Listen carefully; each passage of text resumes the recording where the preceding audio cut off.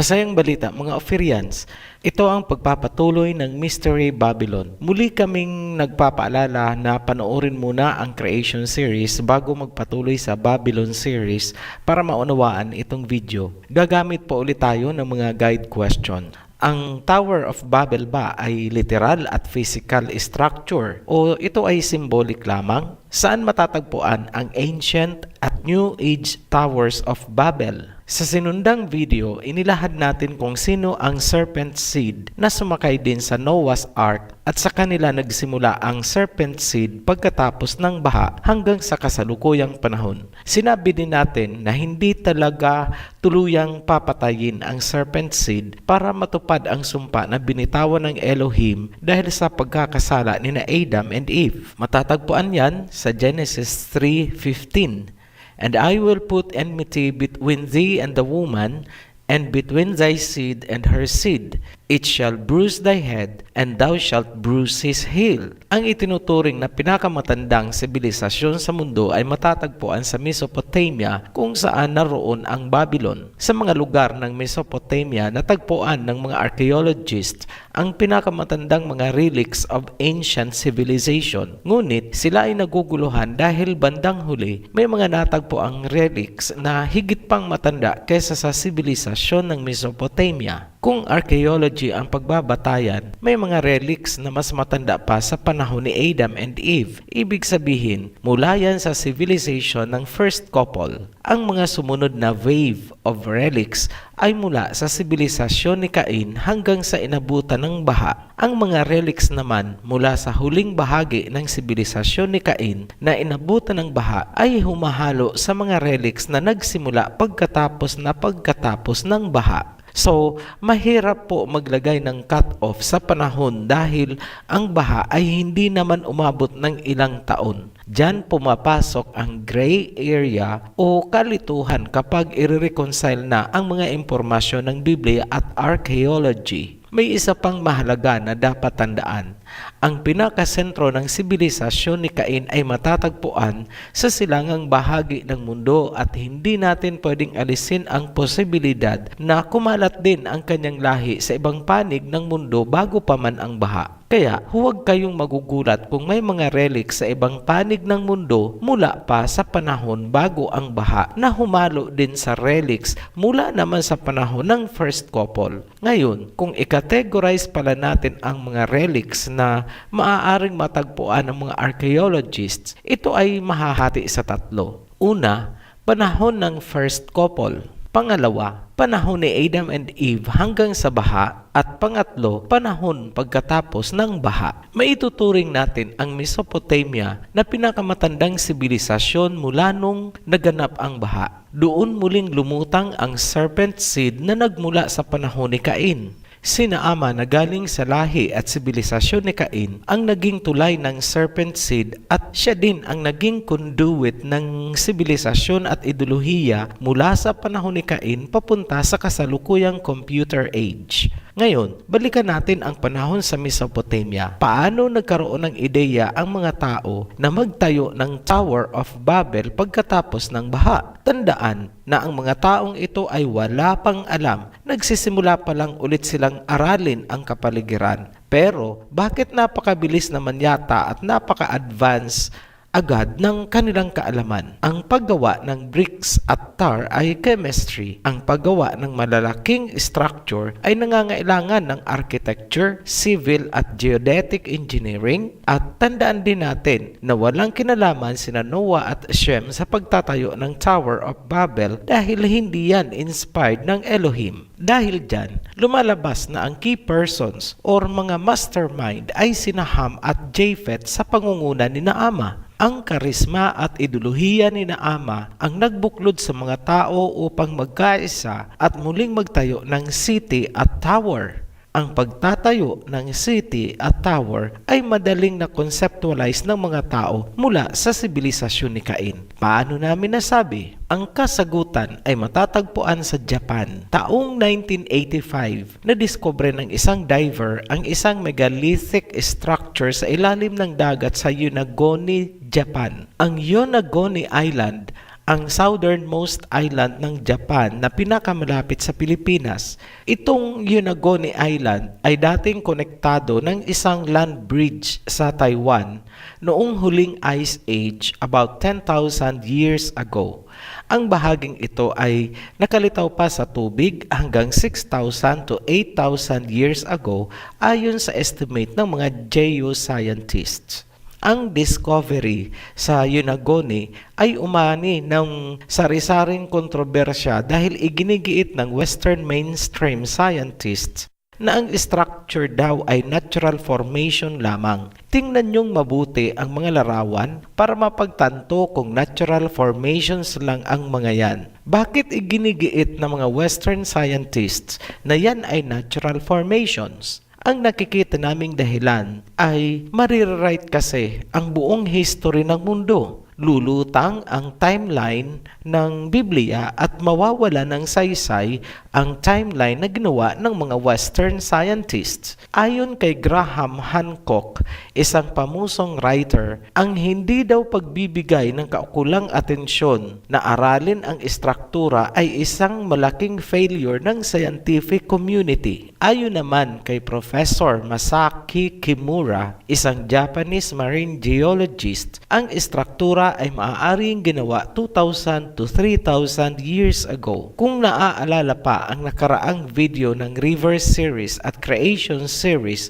na ipakita na natin na ang Pilipinas ang land of Havilah ng Genesis. Ang lupain ng Pilipinas ang East of Eden. Sa lupain ng Pilipinas, inilagay ang Garden of Eden dahil sa maganda nating klima. Ngayon, noong si Cain ay pinalayas mula sa lupain ng Havilah, siya ay napunta sa Land of Nod sa east o silangan pa rin ng Eden. Ang mga location na yan ay lalong lilinaw sa inyo kapag nailabas na natin ang world territories. Bigyan nyo lang po kami ng kunti pang panahon. Bago ang baha, ang sea level ay napakababa pa. Hindi imposibleng nakatawid pa si Cain. Hindi rin natin pwedeng alisin ang papel na ginampanan ng mga Nephilim na maaaring tumulong kay Cain. Tandaan natin na mula noong umalis na si Cain sa lupain, wala na siya sa custody ng Elohim. Nalipat na siya kay Lucifer. Matatagpuan ang supporting verse niyan sa 1 John chapter 3 verse 12. Do not be like Cain, who belonged to the evil one and murdered his brother. And why did he murder him? Because his own actions were evil and his brothers were righteous. Pababayaan ba si Cain ng kampo ni Lucifer? Siyempre hindi. Napaka-espesyal ni Cain para kay Lucifer. Diyan pumasok ang role ng mga Nephilim bilang mga watchers nitong bagong sibol na lahi ng serpent seeds. Balikan natin ang Yonaguni Monument. Para sa Ophirian Heritage, ang Yonaguni Monument ay may malaking kaugnayan sa foundation ng Mystery Babylon dahil dyan nagsimula si Cain kasama ang mga natitirang lahi ng first couple na galing naman sa Africa. Matapos ang baha at pagtaas ng sea level, malaking bahagi ng Land of Nod at ng city ni Cain ang tuluyang nalubog sa ilalim ng dagat hanggang ngayon. Itinuturing ng Ophirian Heritage ang Yonaguni Monument na bahagi ng city ni Cain dahil kalapit ito ng Havilah. Higit sa lahat, titigan niyong mabuti ang isang larawan na kuha ng mga researchers. Ito ang tinatawag na stage ng monument. Pansinin ang bandang kaliwa ng larawan. Makikita ang mukha ng isang tao, may ilong, may bibig, at bandang gitna, pansining mabuti ang headdress. Kapansin-pansin ang malaking hawig nito sa mga headdress ng mga Egyptian pharaoh. May mga observers na nagsasabi na kagaya daw ng sa mga Aztecs. Ngunit ang parang buhok na nakaukit ay isang depiction ng mga stripes sa Egyptian headdress. Nagkataon lang ba na ang nakaukit sa stage ng Yonaguni Monument ay magkahawig sa gamit ng mga pharaoh? Hindi po. Unang-una, ang Egypt ay galing kay Ham. Si Ham ay anak ni Naama at si Naama ay galing sa lahi ni Cain. Pangalawa, ang Yonaguni Monument ay isang hugis pyramid, kaya nga tinaguri ang Pyramid of Japan. Saan ba nakatayo ang pinakapamusong pyramid? Sa Egypt. Ano ang suot ng mga pharaoh? Headdress na katulad ng nasa carving sa stage ng Yonaguni Monument. Ano ang nakalagay sa headdress ng Egyptian pharaoh? Serpent. Ano ba ang lahi ni Ham na ama at Cain? Serpent. Nagkataon lang ba ang mga pagkakaugnay ng pyramid, headdress, at serpent? Hindi po, napakalakas ng corroboration of events. Ngayon, dumiretso na tayo sa Tower of Babel. Tandaan natin na ang Tower of Babel ay yari sa bricks at tar. Hindi bato ang ginamit kundi bricks. Ang location nito ay malapit sa Mount Ararat kung saan sumadsad ang Noah's Ark.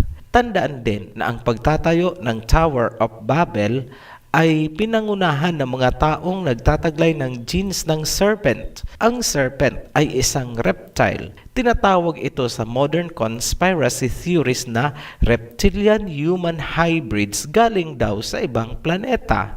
Tama naman sila kung ang pag-uusapan ay kung meron nga bang reptilian race. Malinaw naman sa Biblia na merong serpent seeds. Ibig sabihin, may punto ang mga conspiracy theorists dahil ang serpent ay isang reptile na binanggit sa Biblia. Ngunit, ano ang pinagkaiba ng Ophirian sa mga popular conspiracy theories? Una, tayo ay bumase sa Biblia. Ang serpent o reptilian seed nagmula sa kwento ni na Adam and Eve sa Genesis. Pangalawa, ang mga fallen angels ay humalo sa serpent seed ni Cain. Isang aspeto na hindi nakita ng mga theorists dahil ang mga Sumerian tablets ang pinaniwalaan nila. Ngayon, sa paghahanap natin kung nasaan ang Tower of Babel, gagamit tayo ng criteria o parameters. Number 1, ang istruktura ay itinayo ng isang sibilisasyong nakasentro sa serpent worship, serpent ideology, at serpent authority. Number 2, ang istruktura ay matatagpuan sa Mesopotamia, malapit sa lugar kung saan sumadsad ang Noah's Ark. Number 3, ang istruktura ay may kaugnayan kina Naama, Ham, at Canaan. May natagpuan tayong isang istruktura na pasok sa lahat ng pamantayan na yan. Tinatawag itong ziggurat na ang ibig sabihin ay to build on a raised area. Ang ziggurat ay isang pyramidal structure na yari sa baked bricks. Ang pinakamalaking ziggurat ay matatagpuan sa ancient Babylon at pinangalanang Etemenanke or Ziggurat of Marduk. Ang ibig sabihin ng salitang Etemenanke ay foundation of heaven and earth, kaya ang ziggurat ay dedicated kay Marduk bilang God of heavens and earth ng Mystery Babylon. Ayon kay Herodotus, ang ziggurat ay hindi isang lugar para sa public worship kundi tirahan ng mga Mesopotamian gods. Doon daw natutulog si Marduk, yung God of heavens and earth. Sa pinakamataas na bahagi naman daw ng Babylonian ziggurat ay mayroong golden couch para sa isang babae na hindi na pinangalanan ni Herodotus. Napaka-espesyal at misteryosa naman ng babaeng ito. Siya ang itinuturing na VIP ng oldest human civilization pagkatapos ng baha. Golden couch talaga ang kanyang luklukan sa loob ng tirahan ni Marduk.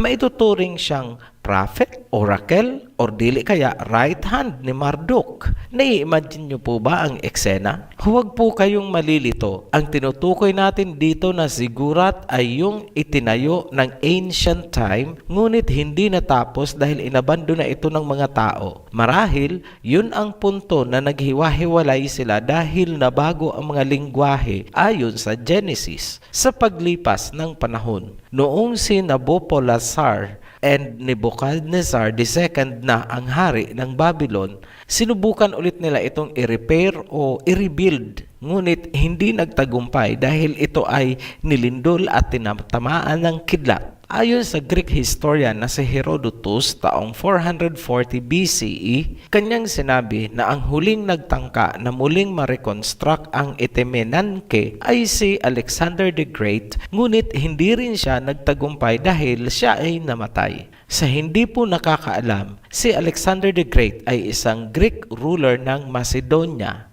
Mapapansin nyo, ganun na lang ang pagpapahalaga ng mga Greek sa Babylon. Nasagot na namin ang unang guide question. Ang Tower of Babel ay physical at literal na structure. Doon tumitira ang gods ng Babylon at yung babae na binigyan ng golden couch. Mahalagang alamin natin kung sino si Marduk, bakit nagsakripisyo ang mga tao na magtayo ng napakalaking zigurat para sa kanya. Number 1. Sa panahon ni Hammurabi, si Marduk ay iniugnay sa planetang Jupiter. Siya ang god ng ancient Mesopotamia at siya ang patron ng Babylon City. Si Marduk ang national god ng Babylon. Ang consort ni Marduk ay ang goddess na si Sarpanit na iniugnay naman sa planetang Venus. Number 3. Noong Bronze Age, si Marduk ay ginawang supreme god pagkatapos ng paghahari ni King Nebuchadnezzar I noong 12th century. Ngayon, sino naman si Sarpanit? Si Sarpanit ay tinatawag na Goddess Mother o Shining One. Iniugnay siya sa planet Venus. Siya ang naging asawa ni Marduk. Number 2, siya ay sinasamba sa pagsikat ng buwan at inilalarawan siya bilang isang buntis na babae. Number 3, si Sarpanit ay kilala ding Iroa, Gamsu at Ishtar. Ang kanyang kapiyastahan ay tuwing New Year. Tandaan po natin ang Ishtar. Si Marduk ay may alagang hayop na tinatawag na Moshusho o Moskosyo. Ito ay iniugnay sa basmo na tinatawag sa modern astronomy na Constellation Hydra o The Serpent. Ang kahulugan ng salitang Moskosyo sa Akkadian ay reddish snake, fierce snake o splendor serpent. Ang salitang Mos naman sa Sumerian ay snake o serpent. Isa lang ang maliwanag. Ang Babylon ay nauugnay sa mapula at matapang na serpent mula pa sa simula. Ngayon, saan matatagpuan ang depictions nitong Moskosyo? Nasa Stargate ng City of Babylon. Ibig sabihin, ang ancient Babylon ang pugad ng serpent seeds. Ang inaalagaang Moskosyo ni Marduk ay sumisimbolo sa serpent seeds mula sa lahi ni Cain. Ang mahiwagang babae na nilagyan ng golden couch sa ancient Etemenanke ni Marduk ay si Naama. Si Sarpanit naman at Ishtar ay iisa lamang. Siya ang goddess of love and sex ng Babylon. Ang mga memorabilia ng ancient Babylon ay preneserba ng Pergamon Museum ng Berlin, Germany. Ophirian, tumutugma ba ang information mula sa Biblia na si Nimrod daw ang nagtayo ng Babylon? Yes, makikita ang personahe ni Nimrod sa mga artifacts ng Greeks. Kung napapansin nyo ang sinabi sa Jubilees, ang umalis papuntang Africa ay si Ham, Mizraim at Cush. Hindi sinabing kasama si Nimrod. Genesis chapter 10 verse 8.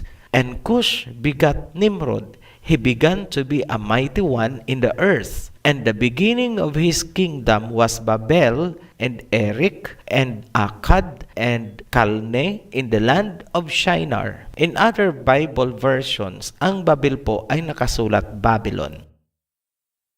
Maliwanag na si Nimrod ay hindi umalis sa Mesopotamia noong naghiwa-hiwalay ang mga tao sa Towers of Babel. Katunayan, kay Nimrod nagsimula ang Babylonians and Akkadians. At kung naaalala nyo ang sinundang video, sinabi sa Jubilees na ang pumunta sa Africa matapos paghati-hati ni Noah ang mundo ay sina Ham, Cush at Mizraim. Si Canaan ay nagpaiwan pagdating sa Lebanon. Ibig sabihin, naging magkapit-bahay sina Canaan at Nimrod. Si Nimrod ba ay galing din sa serpent? Yes, kasi apo siya ni Ham. Ngayon, Magkapit-bahay lang ang Canaan at Babylon. Hindi natin maaalis ang posibilidad ng intermarriages sa pagitan nila. Ibig sabihin, ang malakas na serpent seed galing sa lahi ni Canaan ay buhay na buhay sa maraming Babylonians. Ngayon, nasaan ang lahi ni Japheth? Bago nagkahiwa-hiwalay, ang lahi ni Japheth ay higit na mahaba ang panahong inilagi sa piling ng lahi ni Ham sa Mesopotamia. Samantalang,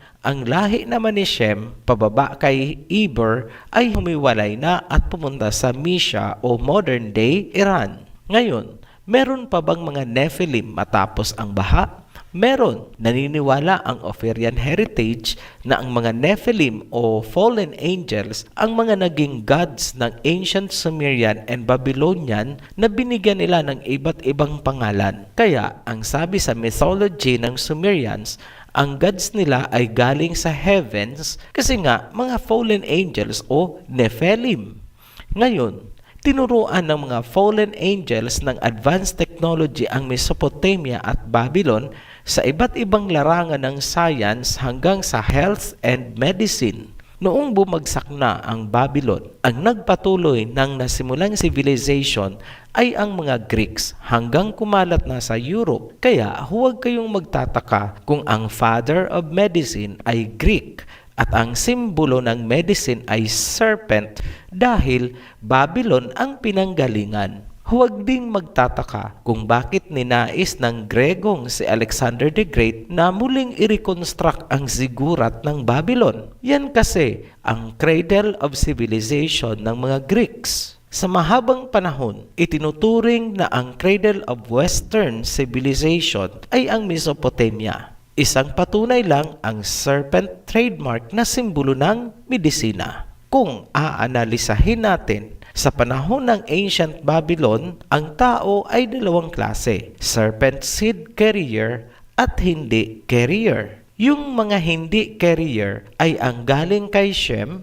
at ang iba ay galing kay Japheth. Napanatili ni Shem ang pure seeds dahil humiwalay siya sa Babylonian civilization. Hindi rin na-contaminate ng Nephilim seeds ang lahi ni Shem dahil sa pagpapatnubay ni Noah. Tandaan, magkapit bahay at magkamag-anak si Canaan at Babylon. Si Canaan ang sobrang wild pagdating sa strange flesh.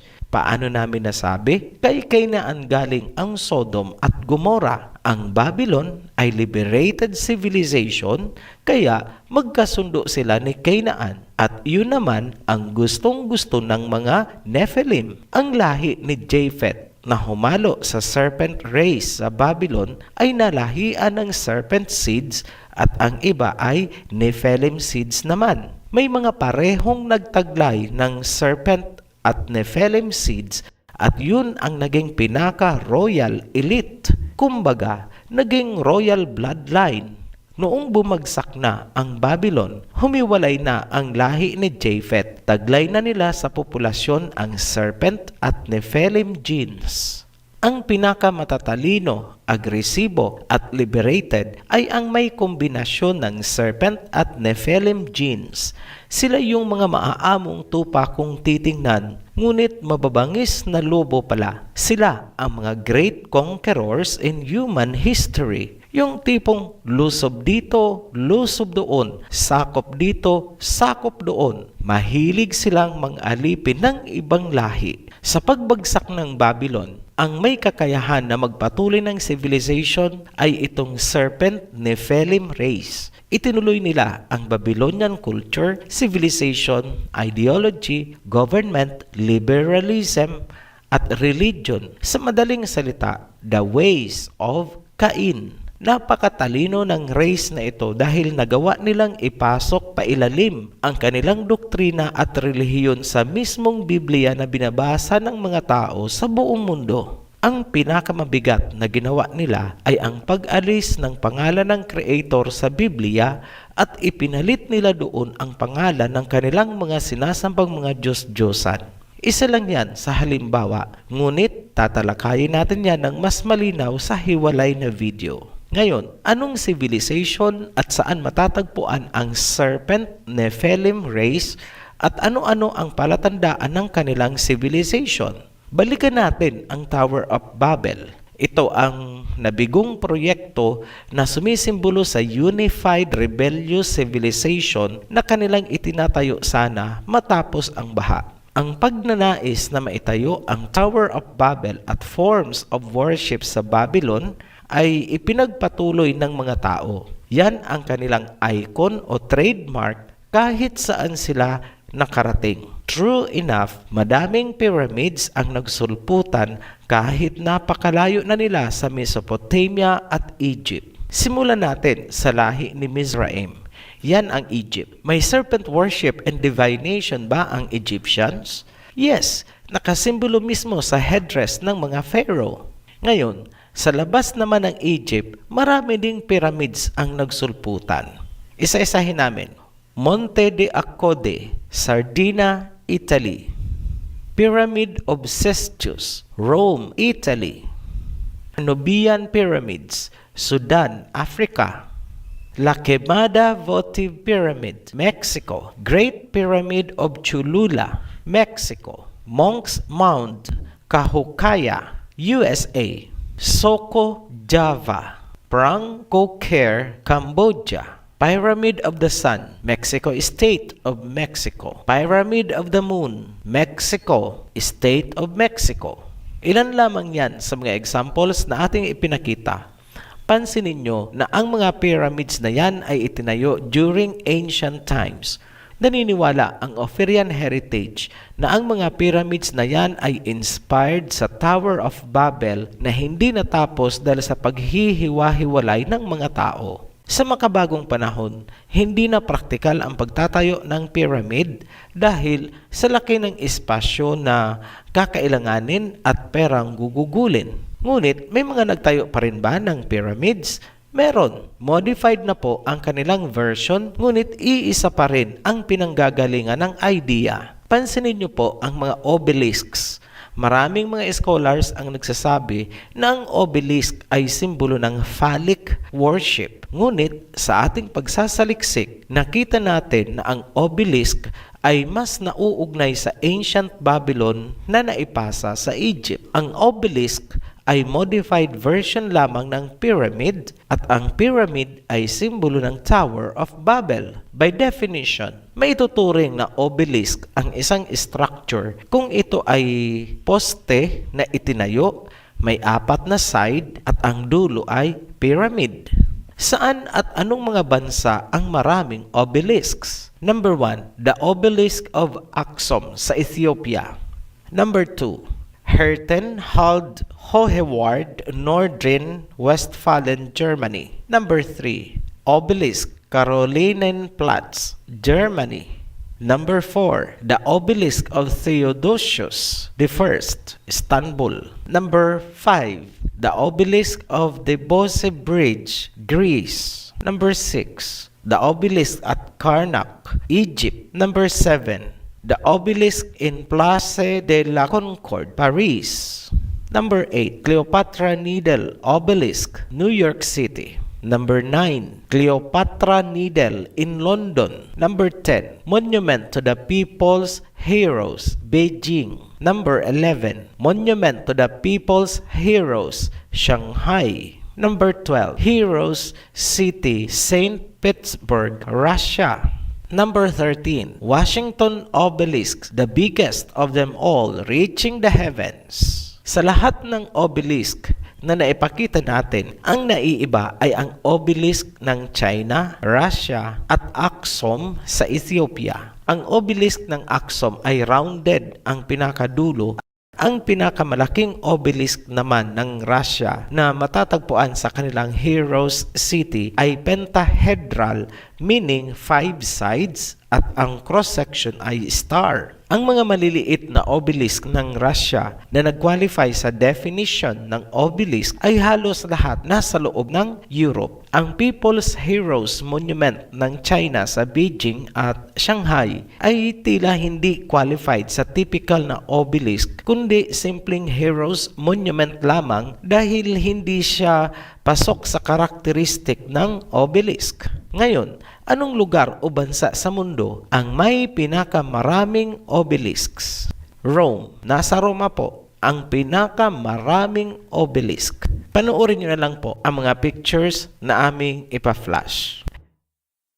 Bilang summary, ang mga pyramid na matatagpuan sa iba't ibang panig ng mundo ay masasabi nating inspired ng Tower of Babel. Ito ay kumalat mula sa Babylon, papuntang Africa, Europe, America, to the east hanggang China. May mga pyramid na ginamit bilang simbolo ng civilization at religion. May mga pyramid naman na ginawa bilang libingan lamang. Yan ang malaking pagkakaiba. Sa pag-usad ng panahon, ang pyramid ay na-modify at naging obelisk. Hindi matatawag na obelisk ang isang istruktura kung ang dulo nito ay hindi pyramid. Kapansin-pansin na ang pinakamaraming obelisk ay nasa Europe at sa buong mundo, ang lugar na may pinakamaraming obelisk ay ang Rome. Ang pagkakaroon ng pyramids or obelisk ay maaari nating ituring na dekorasyon lamang at walang espesyal na pinakahuhulugan. Ngunit kung maliban sa pyramid or obelisk ay meron ding positibong kaugnayan sa serpent divination ng Mesopotamia at Babylon, masasabi nating mayroong mas malalim na kahulugan ang obelisk at yan ay hindi dekorasyon lamang. Ang Tower of Babel na naging pyramid at obelisk ay simbolo ng pagkakaisa sa isang ideolohiya at civilization na laban sa kagustuhan ng Creator. Subalit, kung ito ay itinayo bilang paggunita sa kadakilaan ng mga bayani at walang bahid ng Babylonian at Egyptian ideology, masasabi natin ito ay simpleng dekorasyon o monumento lamang. Kapag ang pyramid or obelisk ay sumabay sa serpent divination, lalo na't kung may history ng pagiging oppressor, malakas na indikasyon na may serpent seed sa civilization na yan. Sa aming pagbabalik, ihahayag namin kung sino ang pasimuno o nag-establish ng serpent divination at hanggang saang lugar ito umabot. Magugulat kayo sa inyong matutuklasan. Ipapakita namin sa inyo ang katotohanan ng sinasabi sa Biblia na I will put enmity between your seed and her seed. Muli po kaming nagpapasalamat sa inyong walang sawang pagsubaybay sa ating mga videos. Welcome po ulit natin ang ating mga new subscribers. Suggestion lang po sa mga baguhan, mas madali nyong mauunawaan kung panunuorin nyo ang mga videos gamit ang playlist. Hanggang sa muli, be blessed, Operians!